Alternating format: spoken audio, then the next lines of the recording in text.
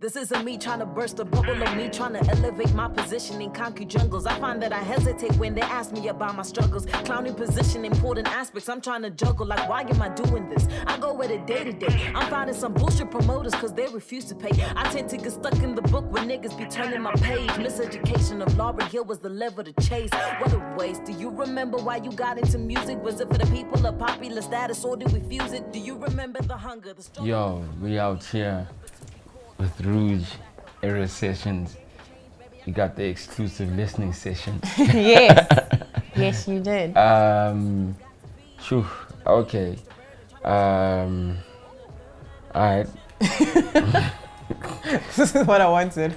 So tell me, you've broken the album in chapters. We've gone through the first 3 songs, the intro, and obviously I'm gonna grab this because underrated celebrity and let it go. Yes. You know.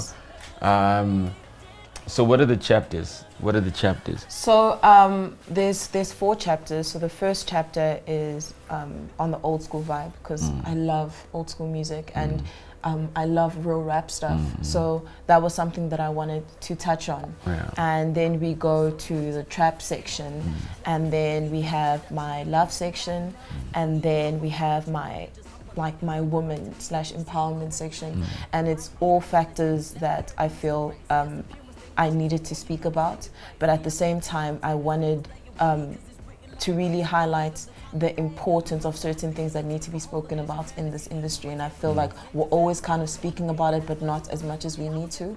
And it's the thing of the fear of going too old school, but at the same time knowing that you want to play with this new trap music, but not a lot of people believe that real rappers can mess with that stuff. And that's something that I wanted to touch on, and touching on my family, touching on my relationships, touching on the industry and the type of celebrity I want to be in the industry versus what's out there.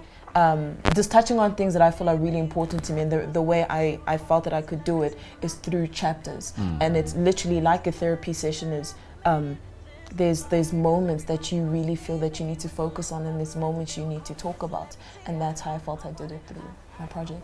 So when the intro started, you said that you I was beating on my chest. Yes. So when you're listening to the album, you know, you will feel like that's beating on the chest. You say that's how you write. That's literally how I come up with all my music, because I'm one of those people who believed in not wasting studio time and not wasting a producer's time. Like when I had come up with Mbongo Zaga, it was when I had no money, I didn't know who to ask, but all I knew was I had the ability of making music without needing an 808 or something like that. Just having what I had, and that was I was able to use my body as an instrument.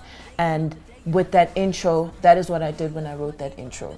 And I felt like I wanted it to be as authentic as possible, and that's when I made it. I was like, could we actually just start off with me beating on my chest? Because I feel that I can be authentic in terms of what I'm talking about in this intro, because this intro is highlighting everything that I'm about to touch on this entire project. Just listening to it, you know, from the song making aspect, you know, I'm scared to say that what if you're probably one of the top 5 rappers right now in the game?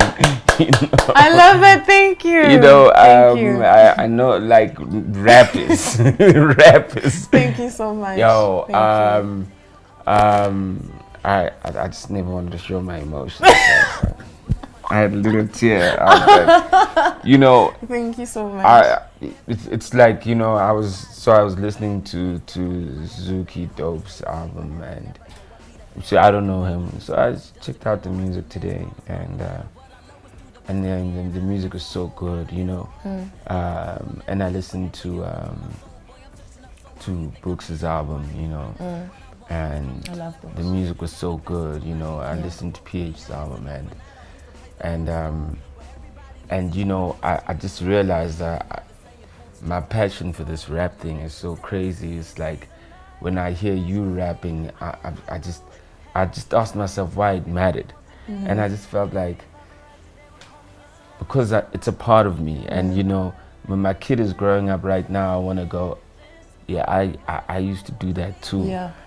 But there has to be a balance. Yeah. You know, yeah, I ain't mad at the trap. I ain't mad at the old school, yeah. You know, yeah. and like, you know, who am I to stand in the way of the new wave also? Yeah, exactly. But you know, I support the new wave, but I go, but immediately when I hear some stuff, like, you know, Zuki's not like a lyricist, but like I can feel the music, I can feel I can feel the pain, you know what I mean, that he's putting out there, you know, and that's what rap is, and that's what you want to say, that I'm a part of that, you know what I mean, that's what you want to claim. So when I was listening to the second joint, Celebrity. No, it wasn't Celebrity. It was the second one. Oh, after my intro. Yeah. Underrated. Yes. I just had a tear. You know, it was a bit emotional for me. So generally, this is the music process. I'm always interested in how you I get the beat, blah blah, but the musicality also. But you know, I mean, how do you mix your lyrics? I gotta be lyrical. I gotta add a little like melody. How does that process even come across? You know what I mean? When you, gosh, it's so tough to explain. Like, I honestly think, I don't know, I just feel like music has always just been a part of me. Like, it's not easy to be like, oh no, I do this. The only thing that I can say is when I'm in my process of writing, I need to make sure I know what I'm talking about. I'm not one of those people, it's like, oh, just go with it. It's like, no, I need to make sure, what is the certain message that I'm trying to speak about? And then it's like, okay, but now, how do I want to do it? Do I want to speed rap this? Or do I really want it to be something that people can really listen to and understand word for word what is going on during that process? And for the musicality, I really just think it's something that it's just God-given. When I know this sounds good or this doesn't sound good, this sounds like me, that doesn't sound like me, and I literally just run with it, and I just cross fingers that it will resonate with people and people will understand what I was trying to do here, because sometimes I don't even understand, and I only get it at the end of the process of making that single or this project or whatever. I mean, you know, it's not a conversation you can have with it. That's why I say, you know, top 5, because I like how you mentioned speed rap. You know, there's techniques. Yeah, there's you know, techniques, yes. Besides like the metaphors, the similes, or whatever, but rapping is a skill, and there's techniques. Yeah. You know, and not a lot of people apply techniques in rapping. I mean, off the bat, if I'm not even thinking too hard, because I'm not thinking too hard, so I mustn't be shot. I mean, one person who really puts technique in his raps just off the bat is a guy like Doomy. Yes. You know, yes, he's very definitely. technical, you know, flow, delivery, blah, blah. You know, he's not a lot of guys. I mean, Nasty C also does it, you know what I mean? But to be quite frank, you know, not a lot of people rap well, but they don't put technique. And I don't mean technique like 1, 2, 3, 4, 5, 6, 7, 8, 9, 10, 11, 12, 13. I mean, like, yo, 1, 2, like double up, you know, double up, but make it melodic. You know what I mean? That's, no, I agree, and funny enough, that's what I'm saying. For me, I think it just came with me, because, for example, like things like I don't know how to count bars. That's something people need to know about me.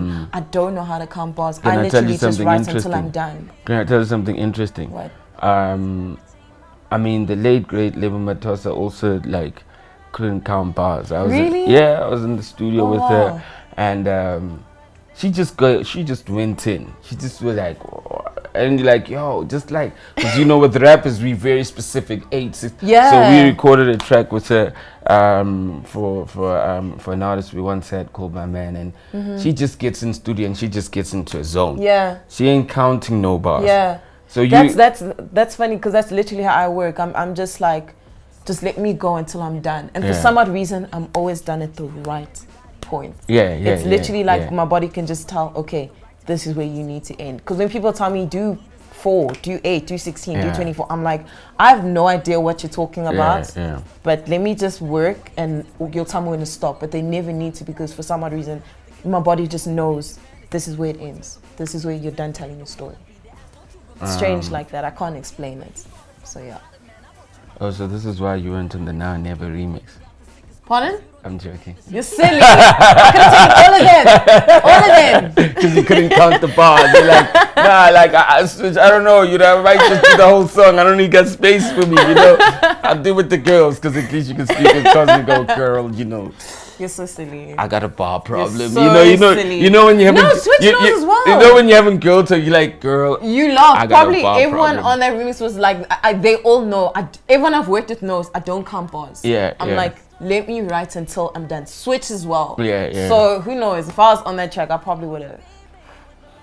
Well, A lot. the name of the song is called Now Never. It's more like never. Broadcast live